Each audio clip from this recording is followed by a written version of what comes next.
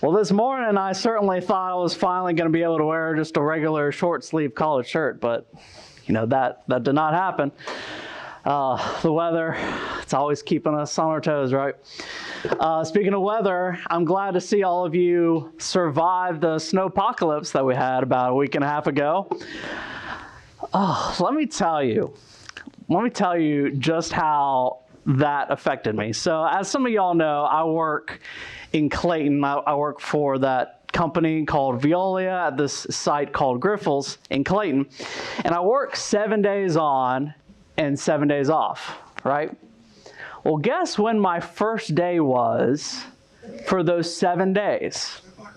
It happened, so you guys remember it hit us around Wednesday evening, right? That's when it started, Wednesday afternoon, Wednesday evening. Well, my first day when I had to be back there was 4:30 in the morning the next day. So I had to get on the road at like 3 o'clock, just praying that I could actually get there. And, I did what I could to prepare for the storm. I actually was one of those people where I put a big tarp over my expedition and just trying to have one less thing to worry about, right? Like you don't want to have to defrost and get all that ice off, even before you make the trip. So I did that.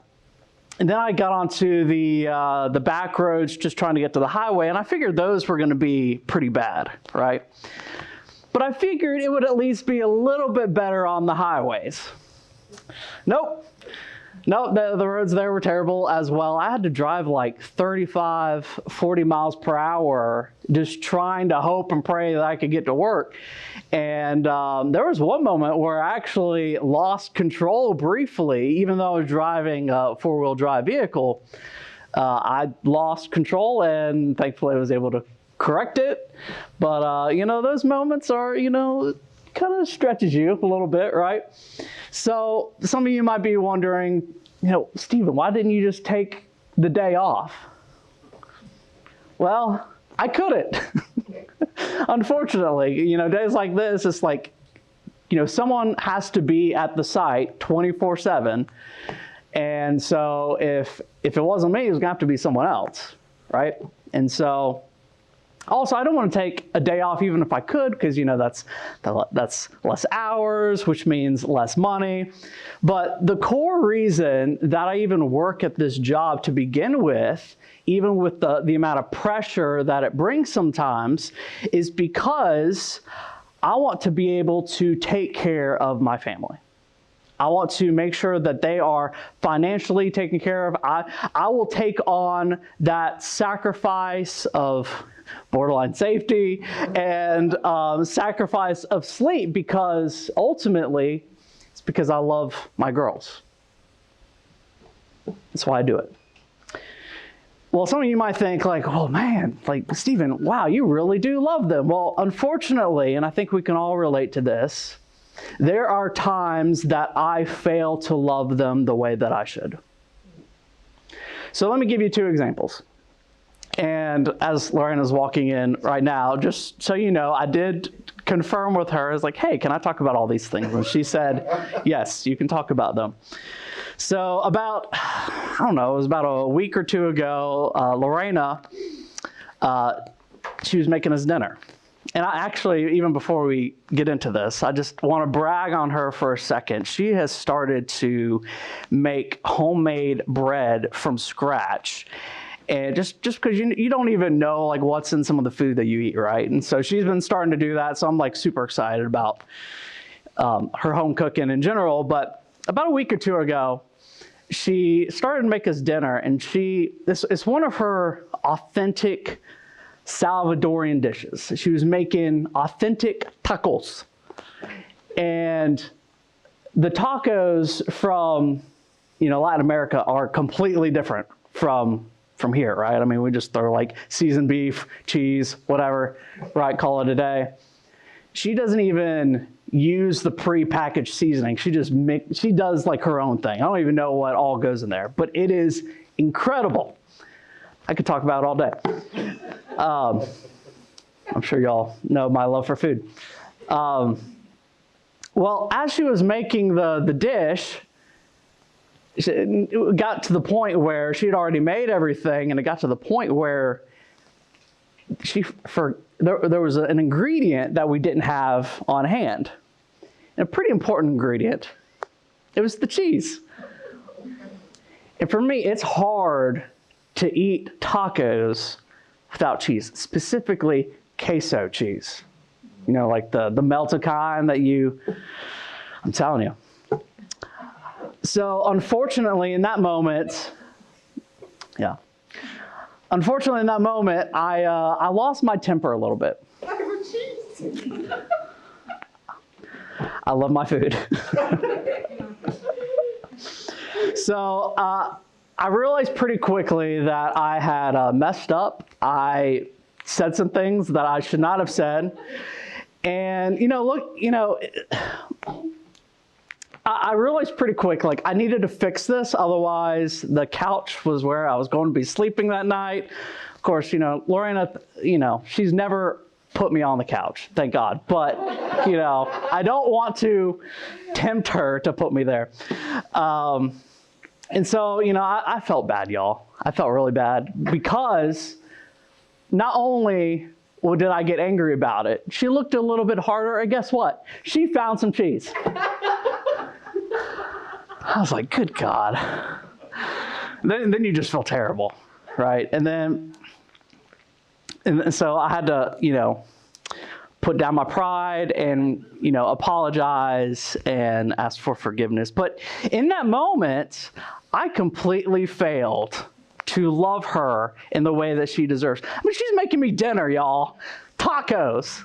Like, I should not be complaining, right? And so that's such a little thing to get upset about. So that's one example. The other day, I'll give you another one.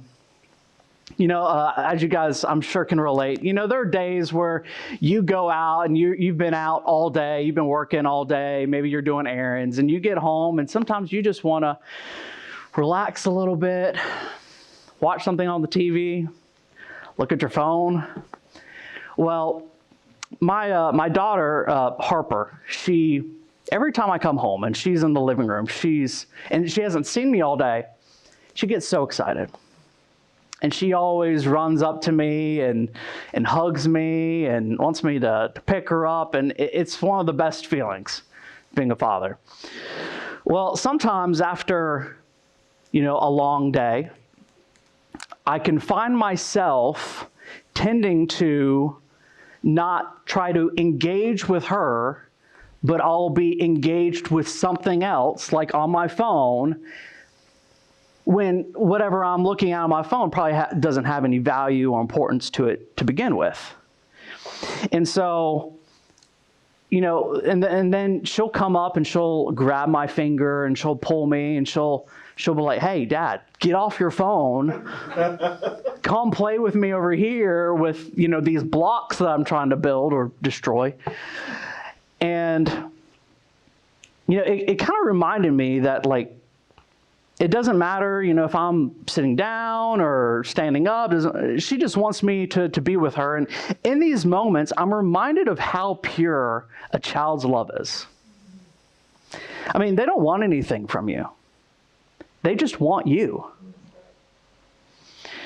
And so, that could change whenever Harper gets older. I mean, she might want my credit card in addition to things, but we'll deal with that another day. But right now she just loves me for me. And, after contemplating this and, it reminded me of how much I fail to love the way I should. How much I fail to love them, how much I fail to love, my other family, how much I fail to love God in the way that he deserves. And so we're going to see in the text today, as we get into John chapter 21, we're going to see in the text that Peter, one of Jesus' disciples, has failed to love Jesus the way that he should.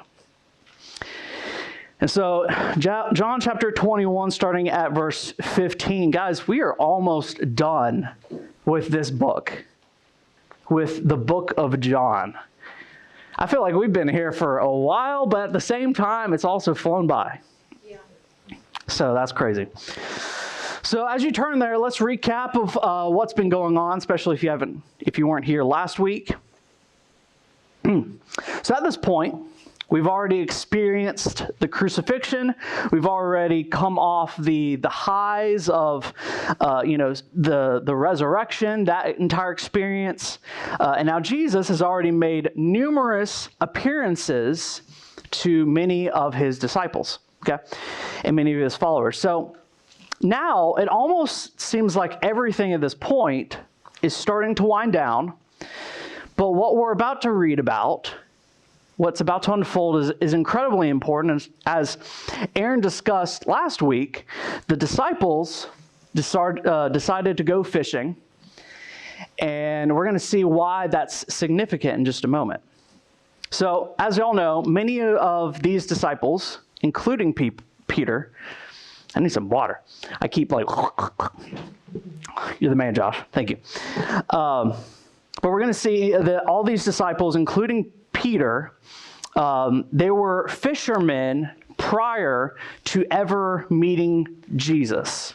As you guys remember, if you've read the beginnings of Matthew, if you remember the beginning of John, they were fishermen. Being a fisherman was their job. This is how they provided for themselves. And this was the life that they knew before ever meeting Jesus. Oh, dang, I wasn't expecting a new bottle. It isn't. I took one for you. Refreshed. Thank you. All right. So back when Jesus, oh wow, that just made it worse. That's living water. And it's on camera and on the internet forever. You think that you'd be finished with that, after you get out of your teenage years, but apparently it stays with you. All right. Honing back into things. All right. So, back when Jesus met the disciples for the first time, this is what Jesus said to them in Matthew chapter 4, verse 19. It'll be on the screen. And he said to them, "Follow me, and I will make you fishers of men." So Jesus met these fishermen, told them to drop their nets. He told them to leave it all behind, and he told them to follow him. And he said that he was going to make them fishers of men. And that's what they did. They dropped everything that they had, all their belongings, to follow Jesus and eventually become his disciples. So that was then. Now, 3 years later, this is after everything that's happened, Jesus finds these men going back to their previous way of life. Okay? And Peter is the one who's leading these men. Because Peter is, as we've seen through Scripture, he's generally the one who's leading the charge. So if y'all remember, just a little bit of a recap of Peter. Peter's the one who denied Jesus 3 times. Do you guys remember that? Back in chapter 18, that's when he did that. When Jesus was on trial, Peter was the one who was trying to stay close by seeing what was going on, what was happening, but people kept recognizing him and asking him, "Hey, aren't you one of his disciples? Aren't you the one who's been hanging out with and part of his group?" And he kept telling people, "No, that's not me. I'm not part of it. I don't even know who these people are." So he lied. And he lied because he didn't want to be associated with Jesus because he was afraid. Why? Because he was afraid that he might be killed. And so, this moment haunted Peter. It haunted him.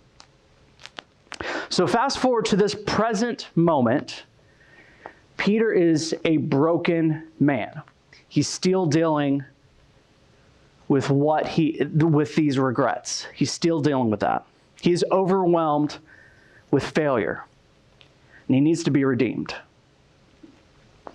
So going back to his previous life, that was not in God's plans. And so Jesus meets them there on the coast, and with Jesus' help, as you guys remember last week, it was kind of, it sounded like a similar story, compared to, the beginning of this book where they are called out, they're out in the water. Jesus tells them to switch their nets, to throw their nets on the other side of the boat because they couldn't catch any fish. And when they did that, they caught so many that they couldn't even bring them all in. And what eventually ended up happening is as they're coming to shore, they recognize this is Jesus. And some of those fish, they actually eat for breakfast. And so we're about to see this conversation that takes place between Jesus and Peter. A very important conversation. John chapter 21, starting at verse 15. So we'll read that together. Verse 15. And when they had finished breakfast, Jesus said to Simon Peter, "Simon, son of John, do you love me more than these?" He said to him, "Yes, Lord, you know that I love you." He said to him, "Feed my lambs." Okay, so before we even get into the text, we need to understand something, specifically what Simon Peter's name means. So Simon was his old name. That was his name before meeting Jesus. And when Jesus called Simon to follow him, Jesus gave Simon a new name, Peter. And Peter's name also means rock, which we will talk about why that's significant later. So when the text says Simon Peter, the text is simply helping us identify who this person is. Okay? It's his old name and his new name. I want you to notice, though, what name does Jesus use when he speaks to Simon Peter? He just says his old name. Why do you think that is? I'll tell you. So Jesus called him by his old name because he was acting like his old self. Simon Peter knew he was in trouble when he was called only by his first name. I mean, just, if we can compare it to something, in modern days, it'd be like when you were younger, your mom calls you by your first, middle, and last name. You're about to experience something bad. Thankfully, Jesus wasn't about to whoop him, At least that's not in the text, but we're about to see here, Jesus is getting straight to business. So this is what he said, "Simon, son of John, do you love me more than these?" Do you love me more than these? Who are these? What does he mean by these? Is he talking about the disciples? No. Jesus is asking him, do you love me more than these boats? Than these nets? Than these fish? Do you love me more than this job? Do you love me more than this stuff from your previous life? Who do you love more? Simon Peter. So I know a few weeks ago, if y'all remember, I think this was back in December, we talked about how there's different words for love in the Greek, right? In English, we only have one word for love, which I'm still frustrated that our own language is so inefficient in using this word. But in the Greek, there's 11, 12 words for love to describe different aspects, different people, different groups. So I'm going to remind you of two of them today. So there's agape love, and there's also phileo love. Agape love is unconditional love. Agape love is sacrificial love. It's the love that God has for the world. It's the type of love that God has for you and me. It's the type of love that Christians should have for one another. and for him. Phileo love, as we're about to see, it's a step down. It's not as powerful. It's not as intense. Phileo love is like brotherly love, love for your family, or just warm affection. So in this verse, and I know y'all can't see this because you're just looking at it in English. If you were to Google John chapter 21 in the Greek, there's actually some tools that you can use where it shows the Greek alongside of the English translation. And so, as I was studying this, I want you to notice the difference in words that are used in this text, the difference in love used in this text. Okay, so we know this because of what Jesus did. John chapter 15, verse 13 says, "Greater love has no one than this, that someone laid down his life for his friends." So we know that Jesus has this type of love because we know that what he did on the cross, right? So how does Simon Peter respond? So he said to him, "Yes, Lord, I know that I love you." Let's translate both of these. So let's go back and look. So let's reread verse 15. "So when they had finished breakfast, Jesus said to Simon Peter, 'Simon, son of John, do you agape love me more than these?' He said to him, 'Lord, you know that I, phileo, love you.'" He changed the word. Simon Peter used a lesser form of love. So you might be wondering, well, why did he do that? Why did he use a different word than Jesus used? Well, it's because he was exposed. It's because he knew that he was guilty, that he screwed up. And at this moment, he's broken, he's been humbled, and he knew that it would have been crazy for him to use the exact same word as Jesus used, to say that he agape loved Jesus when he knows that there's no way that would have been true. Because, as we remember, what did Simon Peter do when they were arresting Jesus, along with all the other disciples? They fled. They weren't willing to lay down their lives in that moment for Jesus. Okay? So at this point, Simon Peter could have been dismissed by Jesus. He could have been let go. I thought about this. Jesus could have said, "Simon Peter, you know what? You've just screwed up too much. I just can't trust you anymore. I'm just going to have to use someone else because you denied me. I can't depend on you." Man, that would have been heartbreaking. But he doesn't say that, and honestly, he cannot say that. I'll tell you why. This is what Jesus said about Peter back in Matthew chapter 16, verse 18. He said this, "And I tell you, you are Peter, and on this rock I will build my church." Remember, Peter's name means rock.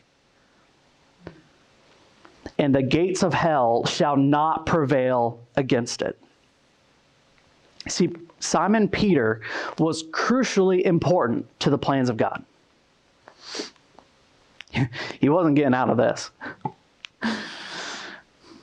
So Jesus says, after asking Simon Peter if he loves him, he says, "Well, if you love me, then feed my lambs."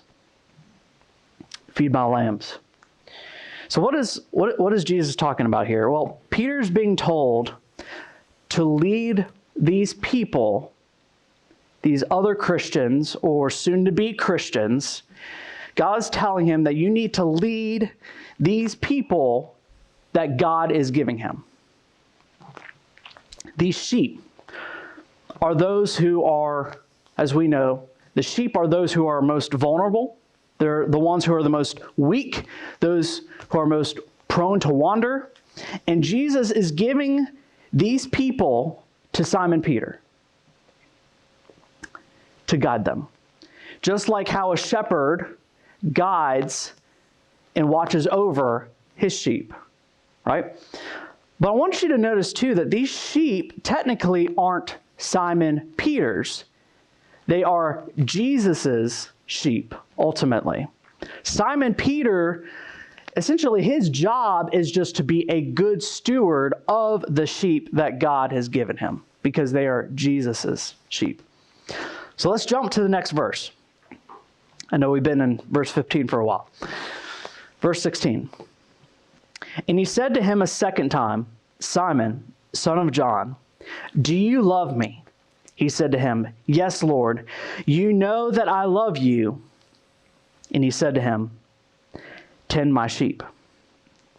Okay, so same thing as the previous verse. Jesus is telling him, no more fishing. You're going to tend my sheep. Why? Because this is your calling. This is what you're supposed to do. But let's read verse 17. Something changes here. He said to him the third time, Simon, son of John, do you love me? Peter was grieved because he said to him the third time, do you love me? And he said to him, Lord, you know everything. You know that I love you. Jesus said to him, feed my sheep. All right, so why is Simon Peter grieved? It can be misleading. I'll get the obvious out of the way. It wasn't because Jesus asked him the same question 3 times. It's also not because he denied Jesus 3 times, although there's certainly, that certainly would have been weighing down on Simon Peter overall, but that wasn't really the issue that was going on here. That wasn't what they were dealing with. The reason this stung so bad was because Jesus changed one word. Simon, son of John, do you phileo love me? Jesus asked the previous 2 times if Simon Peter agape loved him. And then he lowered the bar to Simon Peter, essentially asking him, Peter, you said that you phileo loved me. This lower level of love. Simon Peter, do you even do that? That was painful for him to hear. And Jesus is calling on Simon Peter's calling on his omniscience, saying, Lord, you know everything. You know that I love you. You know this. This actually got me thinking the other day. Have y'all ever thought about the fact that God knows everything, the fact that he knows everything that you think about? He knows everything about you, including the stuff that other people don't know. I mean, some of you might think that's kind of scary. But if you think about it, and I thought about it a lot, I think it's a blessing that God knows everything, because even when we fail to communicate how much we love him, he still knows we love him because, he can read our minds. He can read our thoughts. We never have to explain things to God either so that he can understand our situation. He already understands it. He already knows our situations. He knows what we're going through. And so I personally find that very comforting. So going back to the text, Jesus tells him to feed my sheep.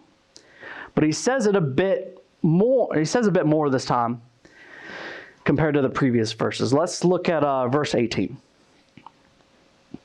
Truly, truly, I say to you, when you were young, you used to dress yourself and walk wherever you wanted.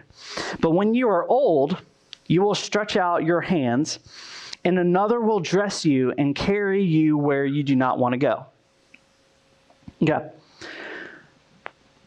Every time Jesus says, truly, truly, I say to you, what does that mean? We need to pay attention. He's about to say something super important. So in this book, the book of John, Jesus uses this phrase 25 times throughout the entire book. And it's a call to pay attention. So what does this verse mean? Well, Jesus is talking about crucifixion. Jesus is talking about how Simon Peter is going to die. Well, how do we know this? Well, verse 19 tells us a little bit more. Let's read that. This he said to show by what kind of death he was to glorify God. And after saying this, he said to him, follow me. So we know that this verse is talking about crucifixion because history also tells us that is how Simon Peter died. And when it was time for him to be crucified, what history tells us is that he did not even consider himself to be worthy to be killed in the same way as Jesus was killed. And so he actually requested to be crucified upside down, which is mind-boggling to me. So Peter's being told at this point that he's going to be crucified. You are going to die in the future, Simon Peter. Now, some of y'all might be thinking to yourselves, like, that's kind of crazy. Why would Jesus tell him how he's going to die? Why would he give him that information? Like, wouldn't it be better to not know how you're going to die? I mean, that's my initial thought, but the answer is actually no. It was actually the best news that Simon Peter could have ever heard. He needed to know that the next time he got into a life or death situation, he was not going to deny Jesus again. He needed to know that when they would take him, when they would capture him, when they would tie him up, when they would nail him to that cross, and they would crucify him, he needed to know that he was going to glorify God through all of that.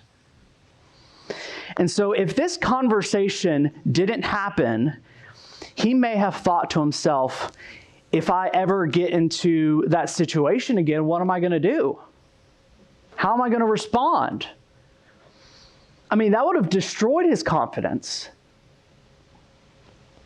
And so thankfully, this conversation did happen, and it gave Simon Peter, as we see, especially in Acts, it gives him an unbelievable amount of confidence. Simon Peter, as we know, along with many of the other disciples and followers of Jesus, they would soon be filled with the Holy Spirit, and he becomes one of the key figures in the early church. And he later would die. But he did it triumphantly. And he would not deny his Lord again. So as we finish today, I would like to ask each of you, those who are here in person, those of you who are watching online, to examine yourself. Ask yourself this question. Do you love God the way that you should? I think if we're being honest, I think all of us can acknowledge that we have all failed to love God in the way that he deserves, to love him correctly. So the question, though, is now, how do you love him in this moment? If you love someone or something else more That's called idolatry. That's a sin. Whatever you think about, and I'll explain it this way, whatever you think about most, whatever you talk about most, whatever you dream about most, that is who you worship. Does God take that position in your life? Because the reality is, He is the only one that deserves our worship. And if that's you today, I want you to bring that before God as we are about to sing this next song. And if you realize that you have idols in your life, deal with that. Submit that to God. It's time to stop elevating this stuff or other people or hobbies or things above our God. And it's very easy to do that in this life.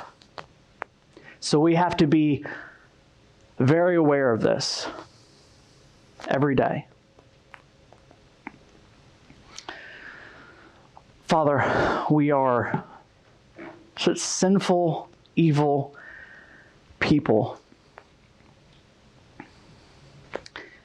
And we're so thankful that you have redeemed us, that you've given us a pathway to be made right with you, to be made right with God. But Father, there are some days where we're still weak, where we get caught up with the things of this life, where we elevate other things or hobbies or people above you. We're wrong for doing that. None of those other things that we have or people in our lives, like none of those people can save our souls. So we should not give our lives to them. Father, I pray that you are the focus every single day. And Father, we know that you deserve our love because you've already shown us your perfect agape love through what you did on the cross. Help us to love you in the same way, and help us to love others.